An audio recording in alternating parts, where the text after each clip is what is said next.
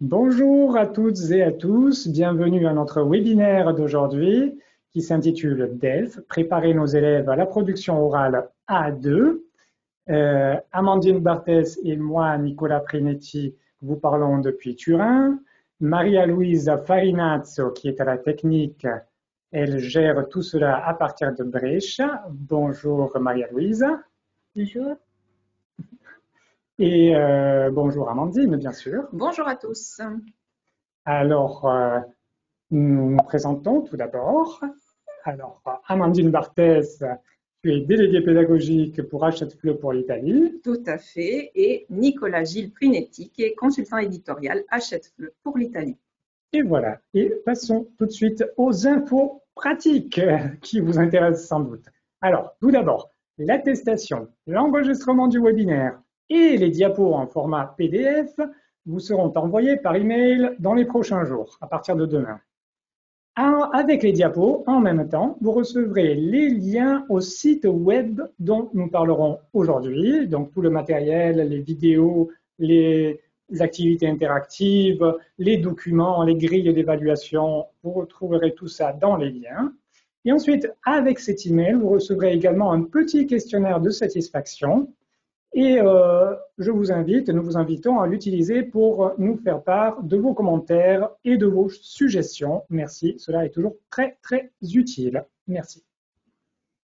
Dans votre interface de GoToWebinar, sur un recoin, sur la droite ou la gauche, selon les cas, vous avez un petit point d'interrogation dans une bulle. Utilisez-le, n'hésitez pas, parce que c'est un moyen que vous avez pour nous poser des questions, mais pas seulement, pour nous donner votre avis et pour nous écrire en général. Amandine et moi ne pourrons peut-être pas répondre au cours du webinaire, mais nous le ferons éventuellement ensuite, parce que nous allons relire vos questions et nous pouvons vous répondre individuellement. Promis. Voilà.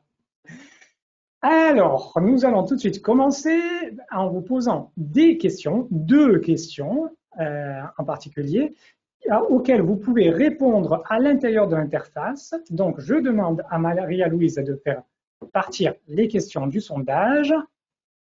Ceci est pour briser la glace entre nous et voir, voilà, quelle est votre attitude. Alors, la question est, le DELF est un diplôme reconnu uniquement en Union européenne, uniquement dans les pays où on parle français, ou bien dans le monde entier?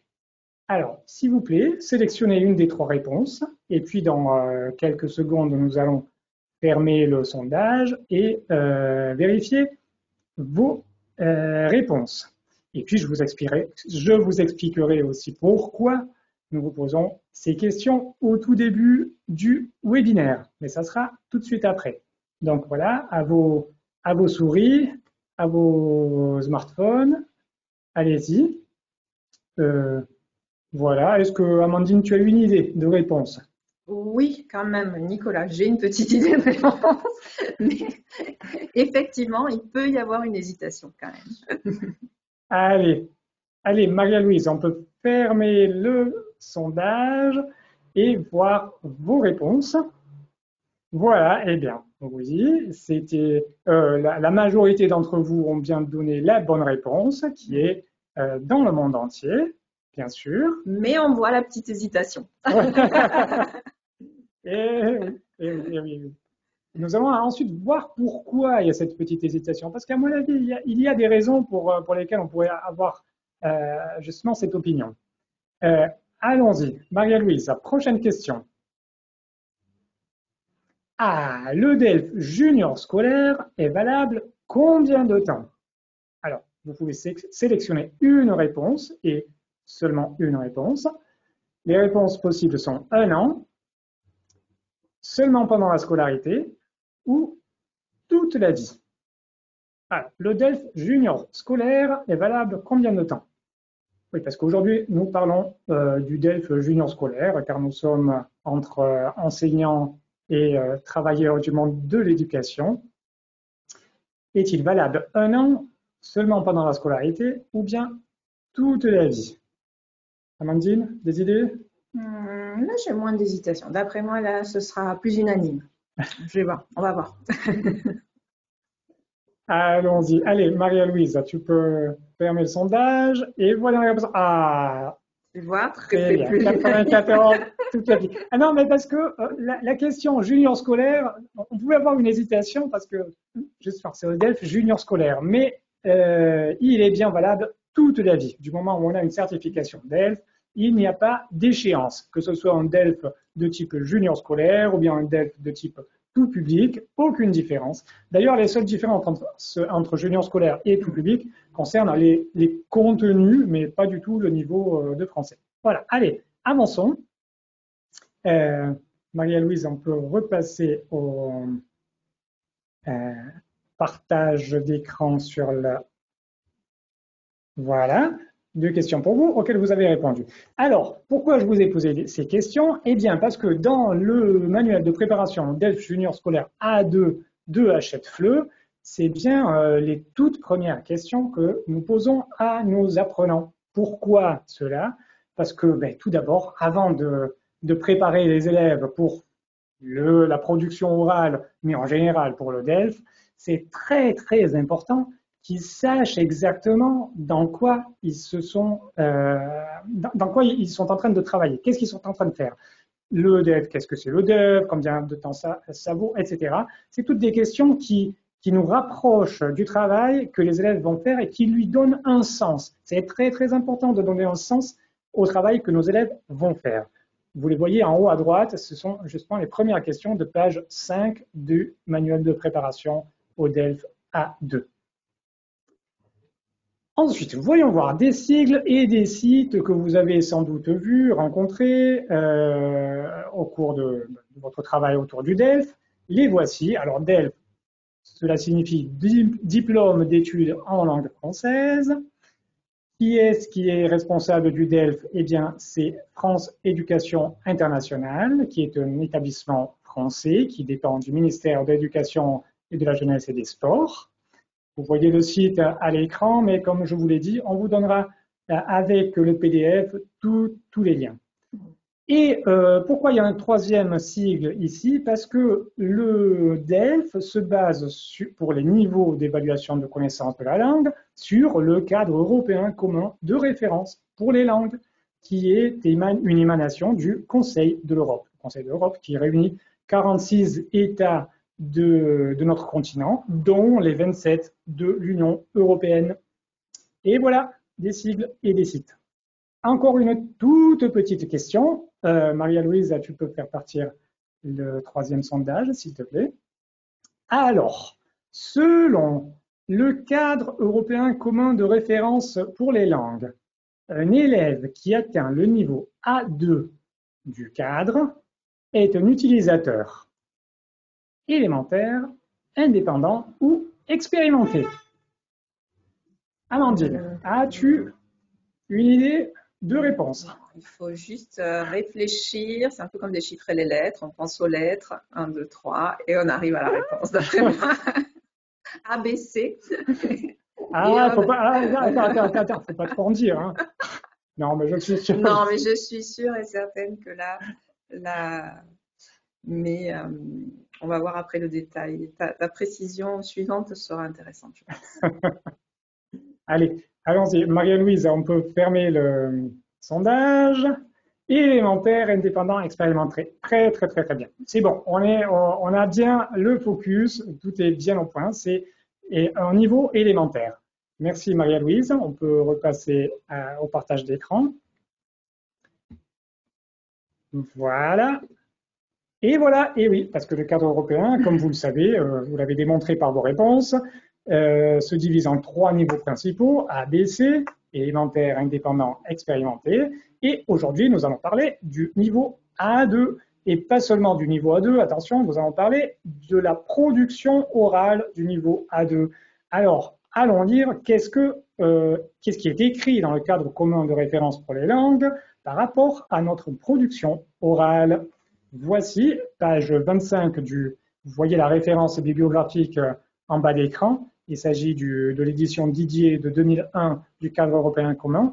Nous savons très bien que il y a eu un deuxième volume en 2020, un volume annexe du cadre européen, mais les descripteurs globaux n'ont pas été modifiés. Alors, utilisateur élémentaire A2, j'ai souligné en vert la partie, et en vert et en rouge, la partie qui concerne la production et production orale.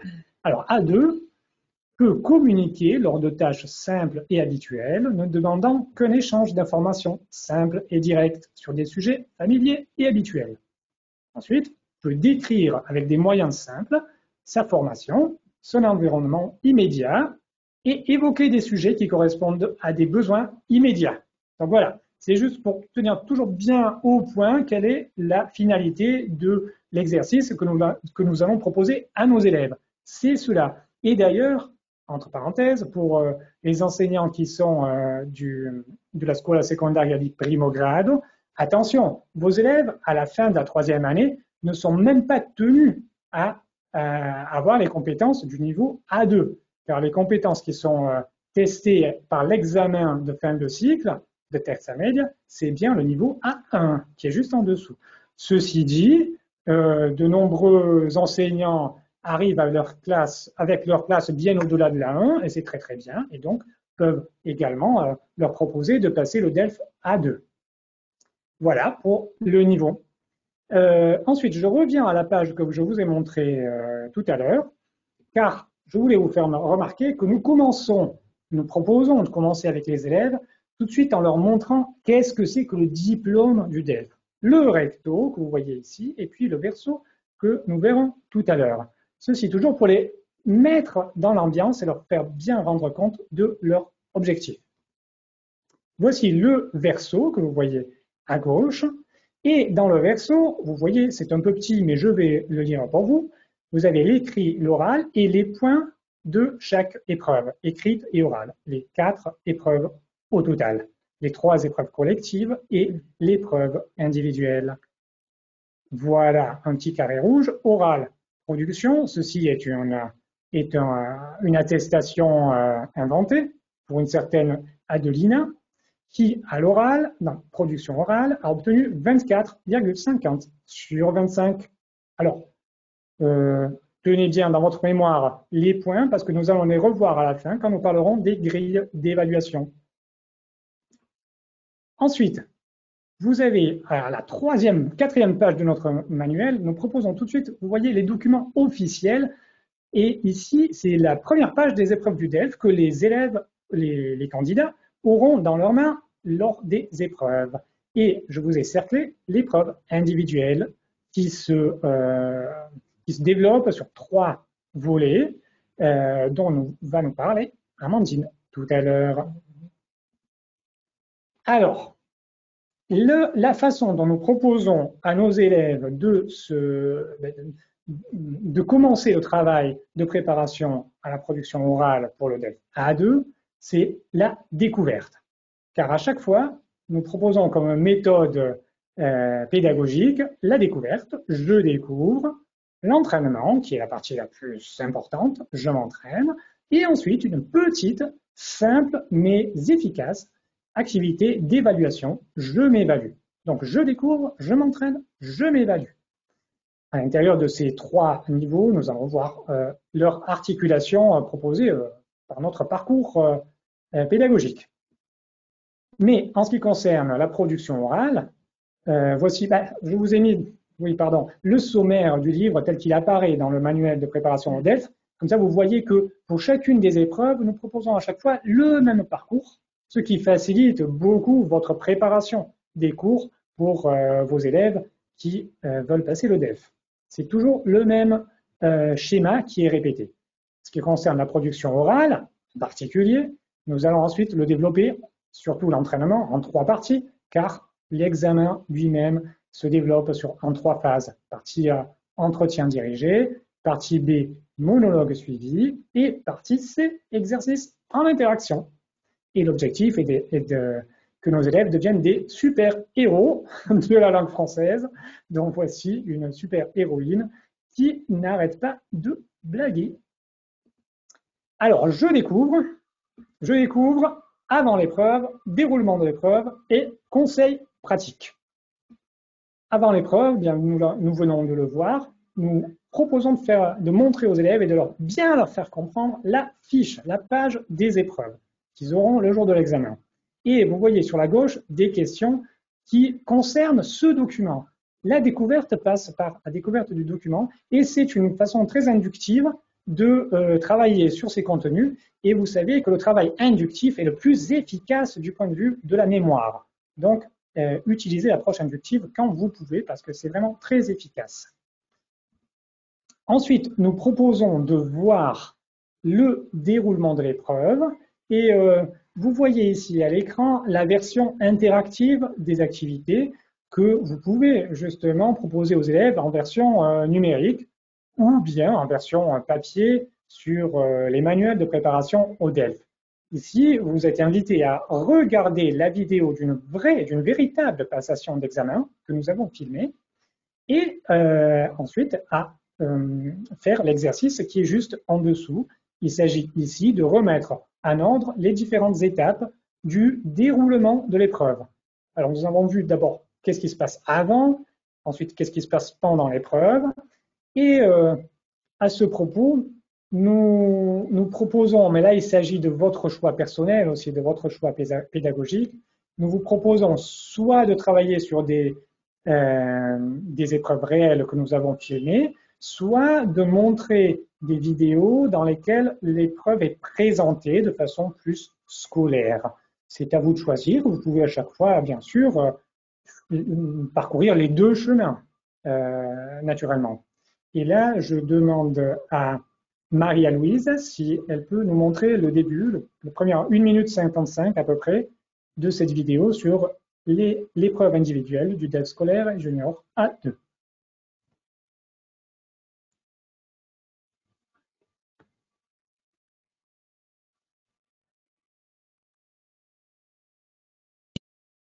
Les épreuves individuelles du DELF scolaire et junior A2.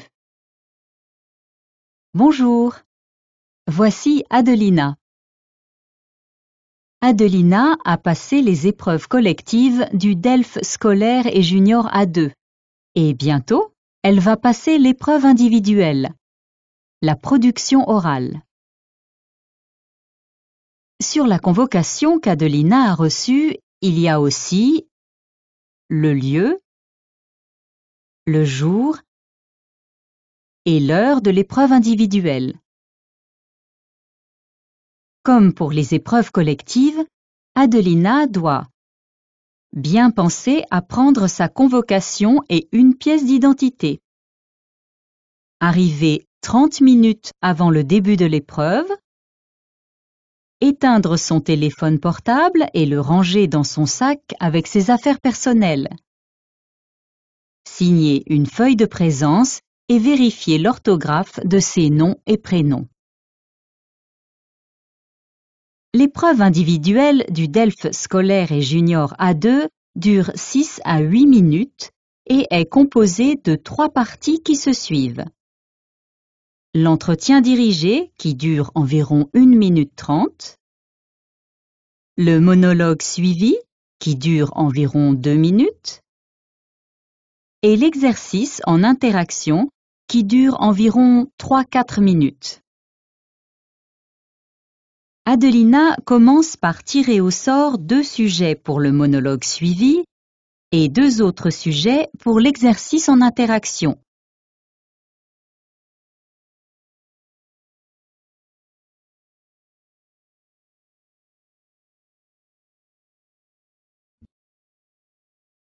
Voilà.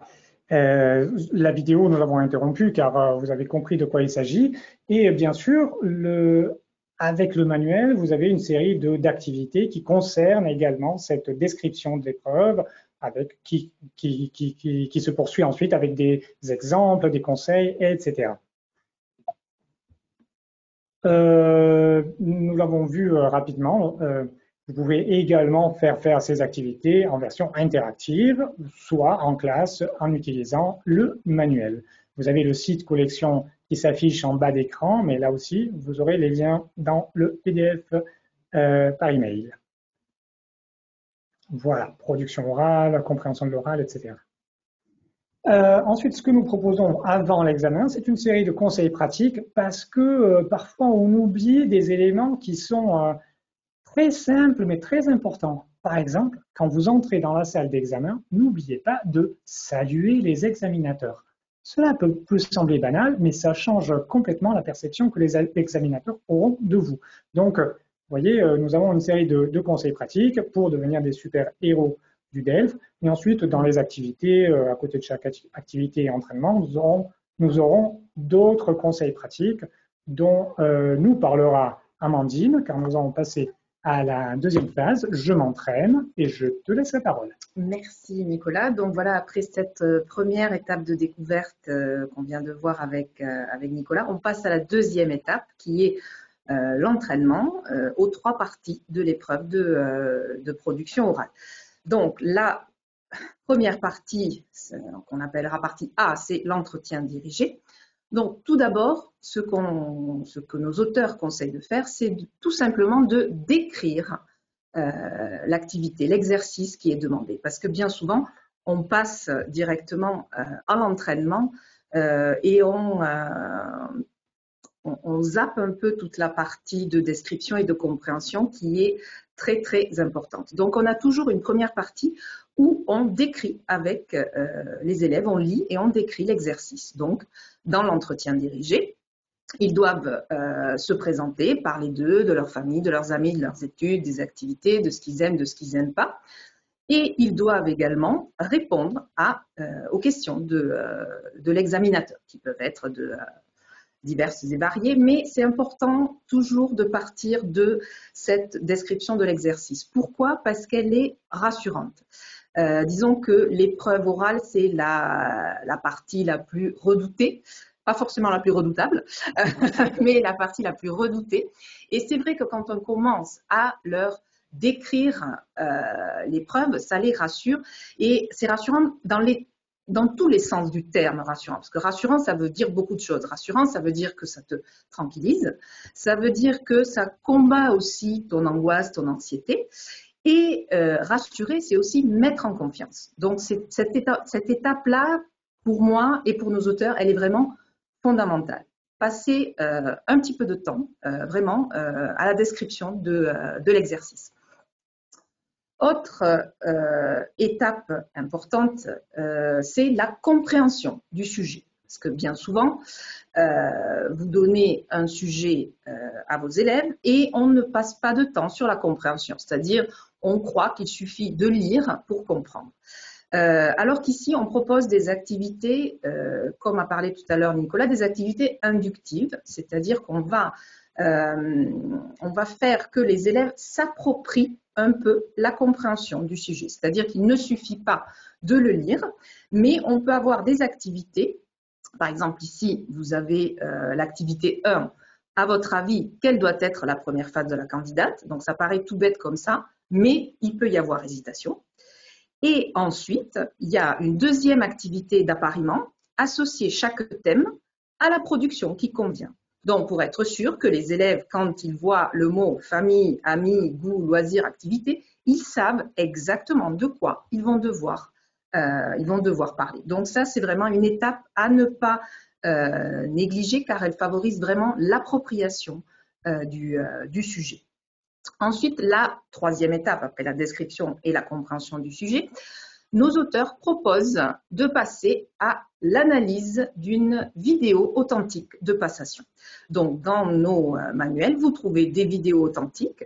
Elles sont authentiques, elles ont été tournées d'ailleurs à l'Institut français de Palerme ces 2 dernières années. Donc, ce sont des vrais candidats palermitains et palermitaines, ce sont des vrais examinateurs de l'Institut français. Peut-être que les enseignants qui nous suivent de la région reconnaîtront certains examinateurs et collègues. Ou se reconnaissent. Ou se reconnaissent aussi.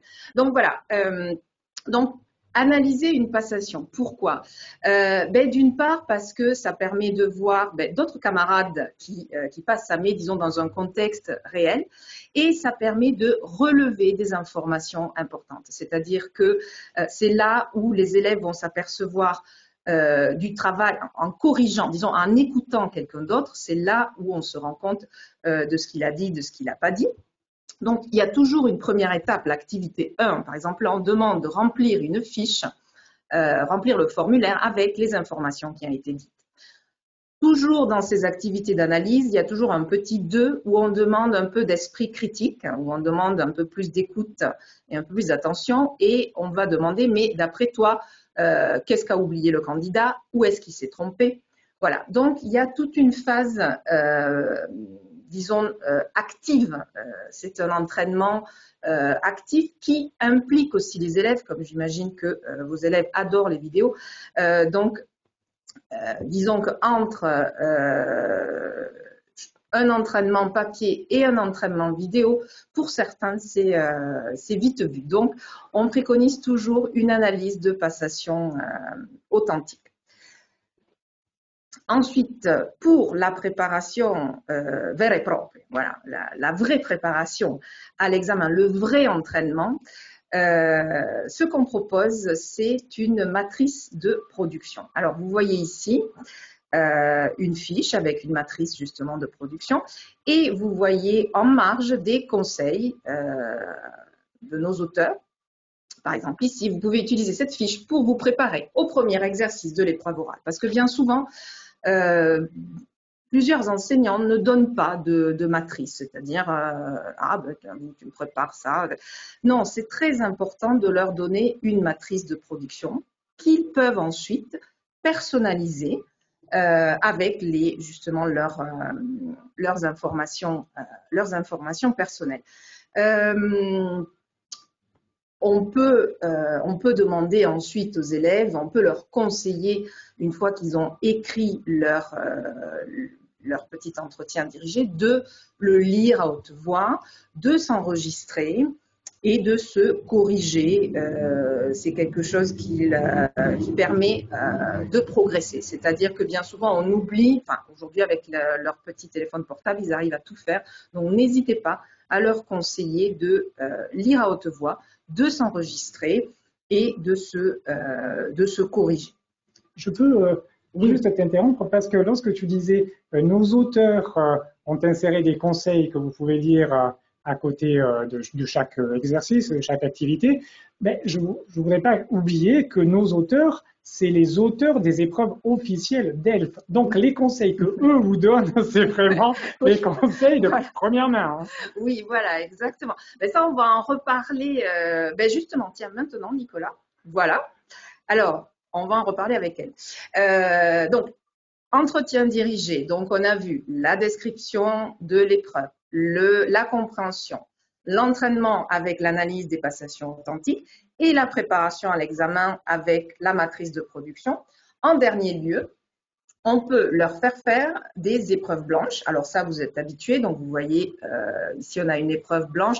Alors, nous, on en propose 4. On en a 2 dans le manuel papier et 2 sur le site collection. Mais là où ça devient intéressant avec l'entraînement interactif. Alors, qu'est-ce qu'un entraînement interactif? Je vais vous le faire voir. Maria-Louise, est-ce que tu peux lancer le dialogue 2, s'il te plaît?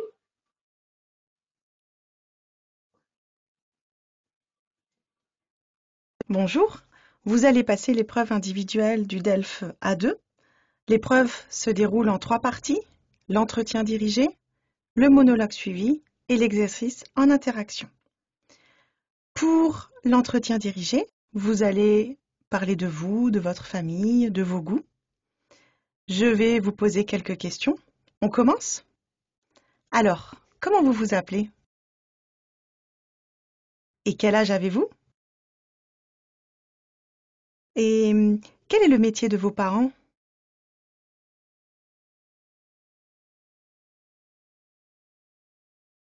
D'accord. Et vous, quel métier aimeriez-vous faire plus tard? D'accord. À l'école, quelle est votre matière préférée? Pourquoi?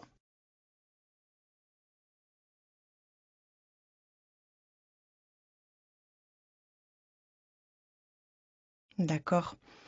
Et quel genre de musique écoutez-vous?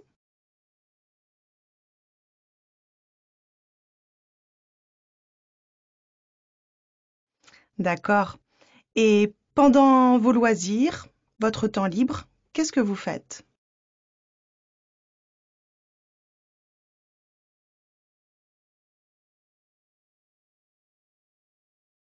Racontez-moi ce que vous avez fait le week-end dernier.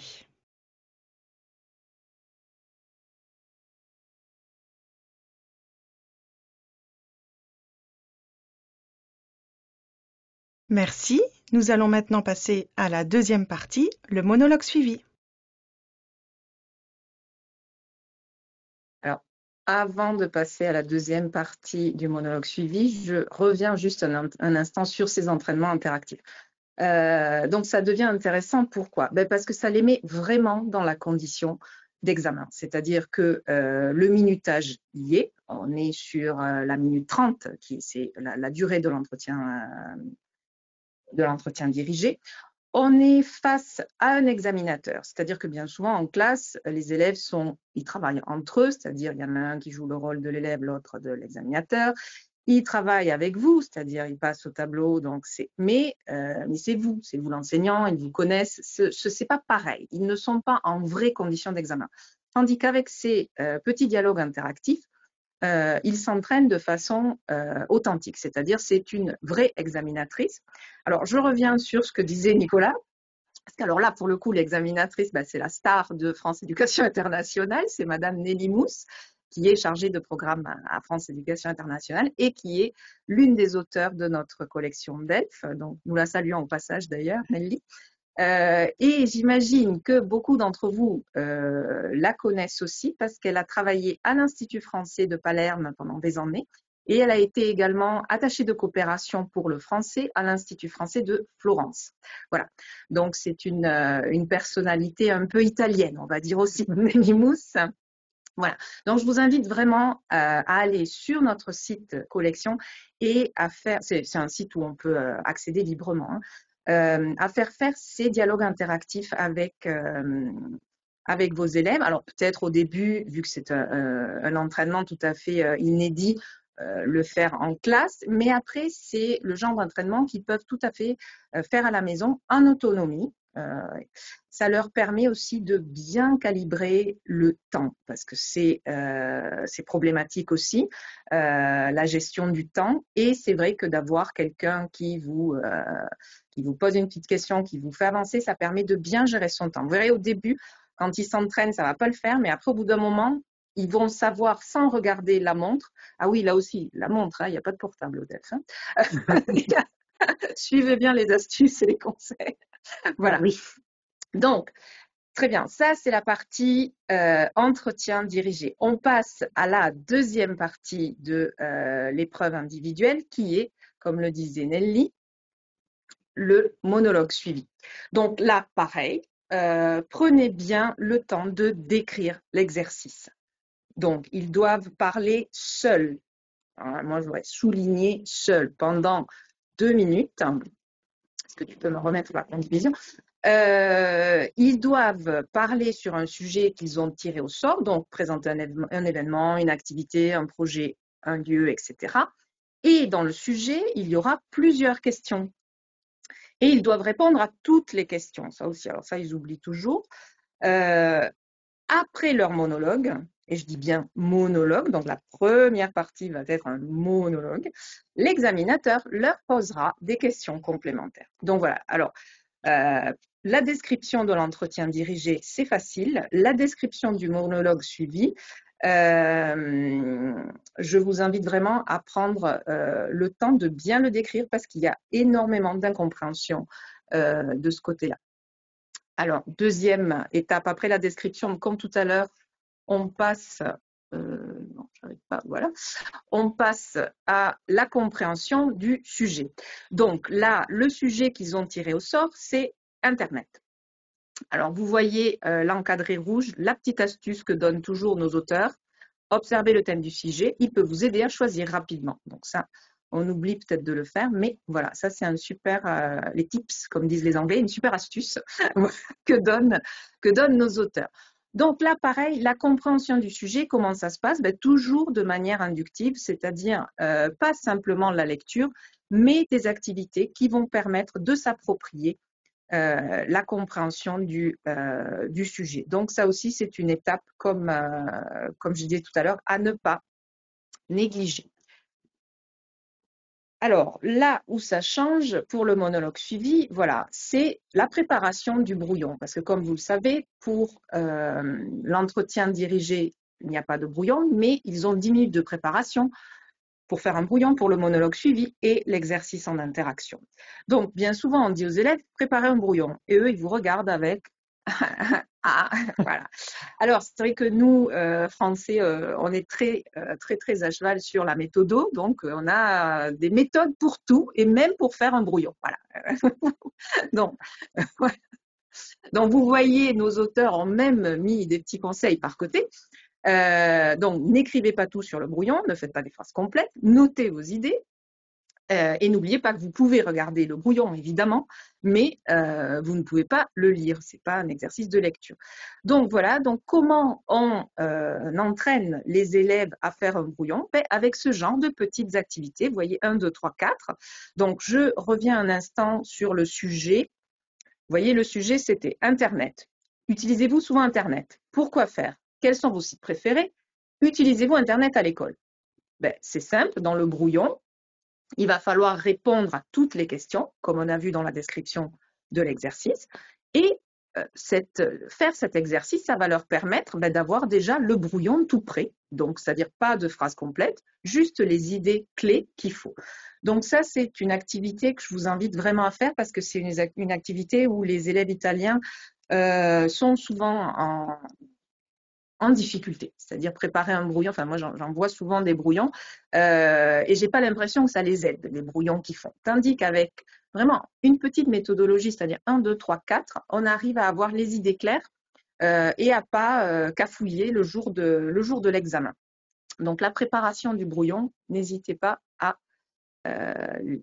les entraîner. Ensuite, pour le monologue suivi, pareil, on a aussi des analyses de passation, donc j'y reviens pas comme tout à l'heure. On a des vidéos authentiques à partir desquelles on fait relever des informations aux élèves et on fait aussi activer les méninges pour savoir où le petit copain s'est trompé et qu'est-ce qu'il aurait pu améliorer lors de sa passation.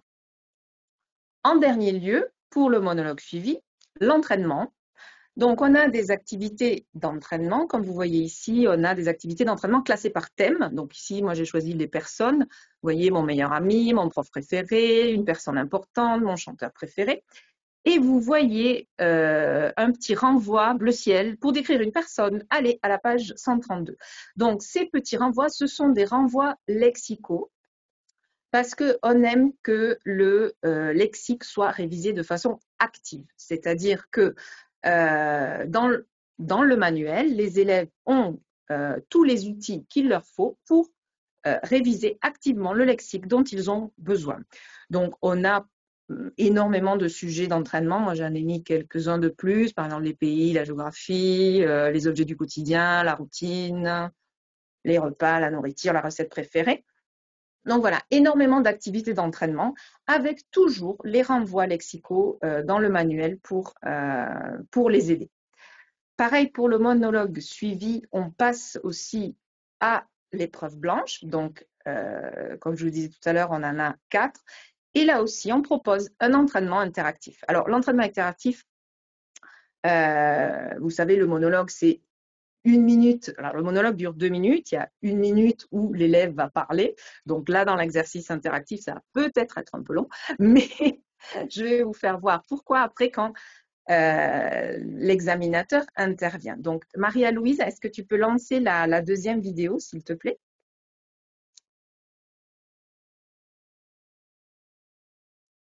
Donc, il va y avoir un moment de silence. Je vous le dis, vous avez 1 minute. Alors, vous avez choisi le sujet 1, les vacances. Vous allez parler seul pendant environ 1 minute sur ce sujet. C'est à vous, je vous écoute.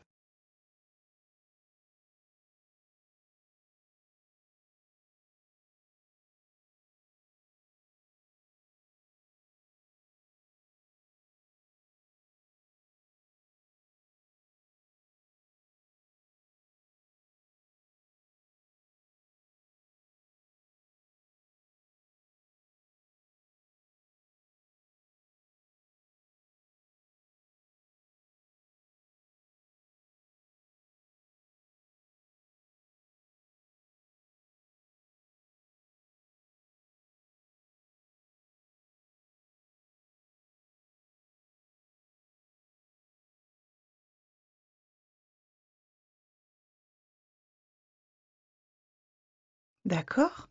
Et il a fait quel temps pendant vos vacances?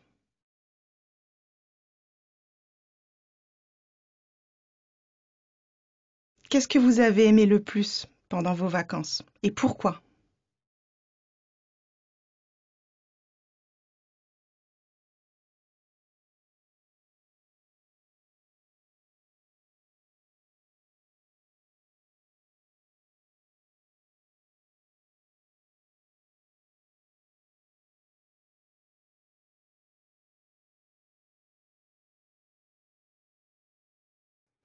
D'accord, merci. Nous allons passer maintenant à la troisième et dernière partie de l'épreuve individuelle, l'exercice en interaction. Voilà, donc, alors, évidemment, alors je vous l'ai fait voir en entier. Pourquoi? Ben, pour que vous vous rendiez compte qu'une minute, ça peut être vraiment très, très long. Et avec un dialogue interactif comme ça permet aux élèves de mesurer vraiment leur temps de parole. C'est-à-dire que souvent pour le monologue, ils s'entraînent, ils font leur petite préparation, très bien, mais ils n'ont pas du tout idée de ce que ça veut dire parler pendant une minute sans interruption. Ils croient toujours qu'il va y avoir l'examinateur qui va poser une question. Non, l'examinateur pose les questions passé la minute de monologue. Donc ça, c'est très important de leur faire toucher du doigt le temps face à l'examinateur. Et ça peut être vraiment, enfin vous l'avez vu, ça peut être vraiment très très long. Donc, comme disait Nelly, on passe à la dernière partie de la production orale, de l'épreuve individuelle, qui est l'exercice en interaction. Donc là, ça y est, maintenant, vous allez, vous êtes entré dans la structure d'entraînement Hachette. Donc, première partie, description de l'exercice. Troisième exercice, c'est un petit dialogue avec l'examinateur. Donc, ils dialoguent sur un sujet de la vie quotidienne qu'ils ont tiré au sort. Mais la grosse différence, c'est que là, c'est eux qui doivent poser des questions et faire des propositions. Donc, l'examinateur joue le rôle de l'ami, de l'adulte francophone, bref. Mais l'important, c'est que ce soit, enfin, ça part d'eux et ensuite il y a un dialogue avec l'autre pour se mettre d'accord sur l'organisation ou sur une situation à résoudre. Donc là aussi, bien clarifier avec eux la description de l'exercice en interaction. Parce que bien souvent, ils attendent les bras croisés que l'examinateur leur pose des questions. Non, dans la partie C, c'est à eux d'en poser des questions. Voilà, donc là, pareil, rebelote, la compréhension du sujet. La compréhension du sujet, là, elle est plus compliquée parce que bien souvent, les sujets sont plus longs. Donc, il faut bien faire attention aux mots-clés et à ce qui est demandé, vu il va falloir tout traiter. Donc, pareil, là aussi, de nouvelles astuces de la part de nos auteurs, toujours choisir le sujet en fonction du thème pour pouvoir choisir rapidement sans tout lire. Et aussi la petite astuce pour se mettre en condition d'examen, c'est-à-dire vous pouvez tutoyer l'examinateur lors de cette interaction, étant donné que c'est un petit dialogue fictif, on va dire. Pareil, comme pour le monologue suivi, la préparation du brouillon, donc ce qu'il faut qu'ils mettent en avant. Et vous voyez ce que je vous disais tout à l'heure, le petit conseil à droite, c'est à eux de se mettre en accord avec l'examinateur et c'est à eux de faire des propositions. Donc ça, c'est très important dans cette partie-là, ne pas attendre les bras croisés que l'examinateur te tire les verres du nez. C'est eux ils doivent considérer dans cet exercice-là l'examinateur comme un ami, comme un interlocuteur familier. Donc, qu'ils n'hésitent pas à se lancer. Oui, je voulais t'interrompre juste pour dire, c'est à vous de faire des propositions, on dit aux élèves, et vous allez voir dans les grilles d'évaluation que cela est pris en compte dans l'évaluation. Tout à fait. Attention. Tout à fait. Ben, tu vois, attention, c'est écrit en rouge. Ils ne sont pas bêtes, nos auteurs. Bien sûr. Voilà. Donc là aussi, une activité d'analyse de passation. Là, l'activité d'analyse de passation, elle est intéressante parce que d'habitude, parmi les 3 activités de production orale, celle-ci est la plus compliquée. C'est là où il y a le plus d'hésitation et c'est là où il y a le plus de travail dans l'analyse de la passation. Donc cette activité-là, je vous invite à la faire plusieurs fois avec les élèves, notamment toujours les activités 2 où ils vont essayer de corriger, de voir ce qu'il ne va pas, de comment s'améliorer. Et ensuite, on propose, bien entendu, en plat principal, des activités d'entraînement avec, comme tout à l'heure, des sujets avec des renvois aux actes de parole. Donc, toujours une révision active dans le livre. Ils ont tout ce qu'il faut pour pouvoir s'entraîner. Donc, des sujets, par exemple, dans un magasin de vêtements, au musée, un nouvel élève qui arrive à l'école, la journée des professeurs, la découverte d'une ville francophone, une après-midi au ciné, ou alors parler de ces activités futures. Ça c'est très gettonato comme sujet. Et encore une fois, excuse-moi, je voulais souligner le fait que les sujets d'exercice que nous vous proposons ont été écrits par les mêmes auteurs qui ont écrit les vrais sujets des épreuves d'examen. Oui, disons que ça ressemble beaucoup au DELF. Voilà, ça y ressemble énormément. Donc, disons qu'ils sont au plus près de l'épreuve officielle. On va dire ça comme ça. Là aussi, c'est très important, essayer de les faire s'entraîner en classe. Là, par exemple, l'exercice en interaction, c'est tout à fait faisable en classe où un groupe, un binôme travaille et un autre binôme peut être mis à corriger le binôme qui passe. Donc ça, n'hésitez pas, c'est vraiment un exercice super à travailler en classe. Ça permet de faire des groupes de 2 binômes et de se corriger. Par contre, si les élèves veulent travailler en autonomie, là aussi, il existe l'entraînement interactif que je ne vous fais pas voir. Vous en avez déjà vu suffisamment. On a compris comment ça. Voilà, vous avez compris, mais vous pouvez les retrouver sur notre site collection delf.hfleu.fr. Donc voilà, disons qu'il y a du matériel aussi bien pour travailler en classe avec vous et entre eux, et du matériel pour travailler en autonomie et pour s'approprier toutes les épreuves, toutes les parties de l'épreuve de production orale. Dernière grande étape, donc Nicolas, vous avez parlé de la découverte de l'examen, moi je vous ai parlé de l'entraînement aux 3 exercices de l'examen. Dernier point, l'évaluation. Donc, ce qu'on propose, nous, à la fin de chaque compétence, bon, là, on verra celle de production orale, mais pour les autres compétences aussi, c'est toujours des activités d'auto-évaluation sous forme de petits quiz en BD. Donc, pourquoi on propose ça? Pourquoi nos auteurs les proposent? En fait, pour identifier les points forts et les points à améliorer. Donc, ça, c'est en premier lieu, ça sert à ça, une auto-évaluation. Et en deuxième lieu, c'est aussi motivant pour l'apprenant, c'est-à-dire qu'il sait où il en est, donc s'il a tout bon, il est content. Et s'il a quelques points à améliorer, il a un objectif, il sait vers quoi il doit aller. Et surtout, ça lui permet également, ce petit quiz, de développer son autonomie, c'est-à-dire c'est sa page à lui. Hein, vous voyez, je m'évalue, c'est lui qui, chez chaque candidat, qui voit où il en est. Voilà, donc l'évaluation, je te laisse la parole, Nicolas, étant donné que vous voulez parler. Voilà, parce que on a vu la page « Je m'évalue » et voici la page « Je t'évalue ».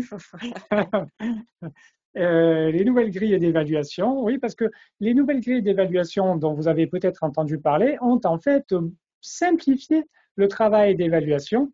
Et donc, je vous propose en 2 minutes de les voir ensemble. Pourquoi? D'abord, pour évaluer correctement les épreuves blanches. Parce que lorsque vous faites faire des épreuves blanches à vos élèves, ce serait pas mal non plus de les évaluer avec les critères qui seront utilisés lors de l'examen. Donc voilà, pourquoi connaître les nouvelles grilles? Bien, pour évaluer les épreuves blanches de vos élèves. Ensuite, Ça vaut surtout pour la secondaria di secondo grado, évidemment, mais pas que.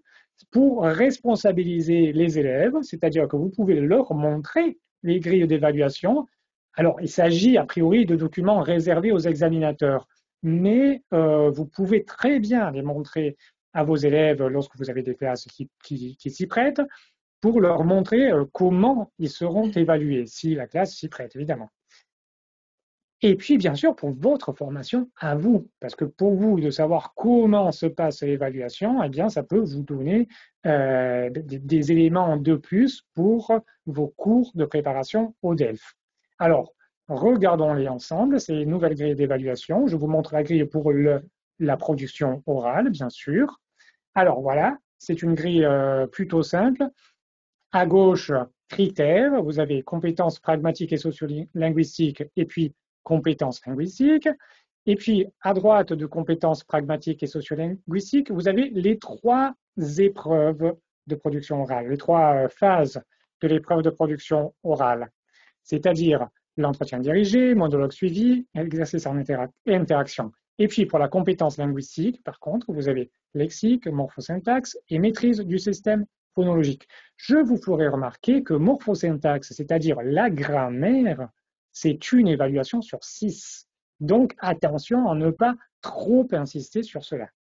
Alors, par rapport aux points, le maximum de points pour chacune des 4 épreuves du DELF est de 25 points. Le minimum par épreuve pour pouvoir avoir le diplôme est d'avoir au moins 5 points dans chaque épreuve. Mais comme le minimum sur l'ensemble des épreuves doit être de 50, évidemment, si vous avez 5 points dans une épreuve, pour les 3 autres, vous devez avoir bien plus de 25 points. Voilà. C'est pour la logique d'évaluation. Alors, nous allons regarder les critères et ensuite les descriptifs par rapport aux 3 colonnes de droite. Parce que la première, non répondue ou production insuffisante, il n'y a pas besoin d'en parler, d'approfondir. Alors, à côté de la grille, pour vous les enseignants, vous avez les descripteurs de performance de la production orale. Je ne vais pas tous les lire avec vous, mais on vous donnera le lien pour le télécharger sur le site de France Éducation Internationale, parce que pour chacune des tâches et des compétences qui sont déclinées dans l'écran précédent, vous avez un descriptif du niveau. Alors en dessous, ou alors au niveau A2 et A2+. Pour obtenir la certification DELF, il suffit d'être au niveau A2, c'est-à-dire la colonne du milieu. Mais si vos élèves sont sur A2+, tant mieux pour eux. Ça pourrait également compenser des phases de l'épreuve où ils auront eu moins de points. Voilà, je te laisse encore la parole, Amandine. Oui, je voulais vous faire un petit rappel très bref des outils que vous trouvez dans nos manuels et sur notre site collection.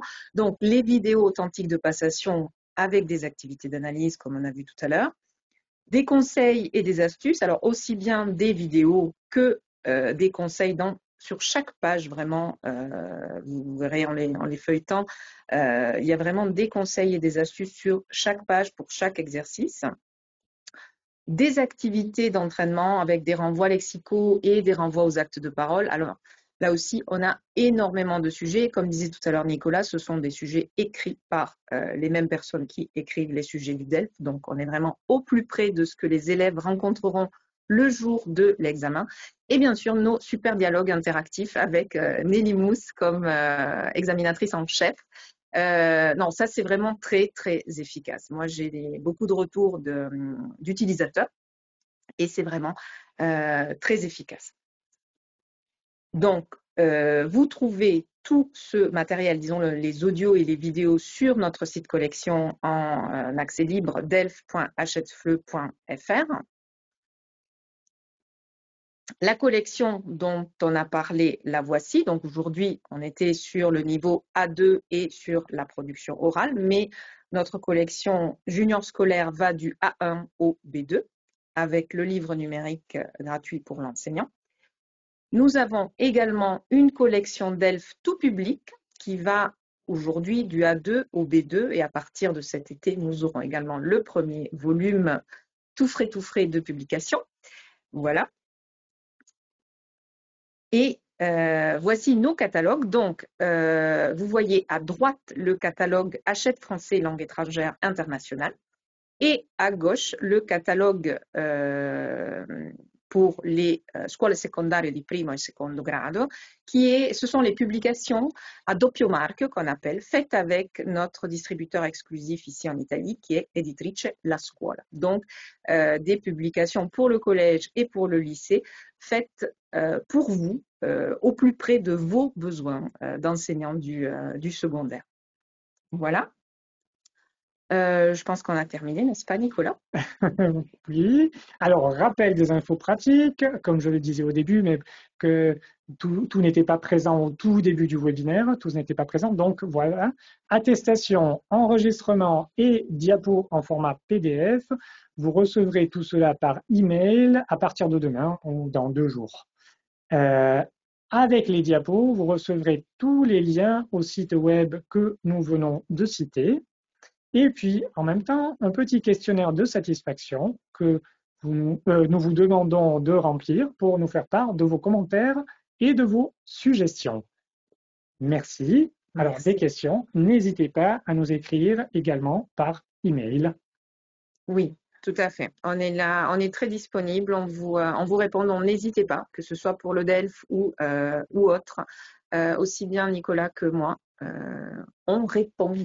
Et non seulement on répond, mais ça nous fait vraiment plaisir de recevoir des emails, des messages de votre part, que ce soit pour des questions, de l'approfondissement, d'éclaircissement ou pour des critiques. Nous apprécions beaucoup les critiques parce que cela nous permet de faire mieux ensuite. Donc, voilà. Merci. Exactement. Merci. Merci beaucoup. Et à très bientôt. Au revoir.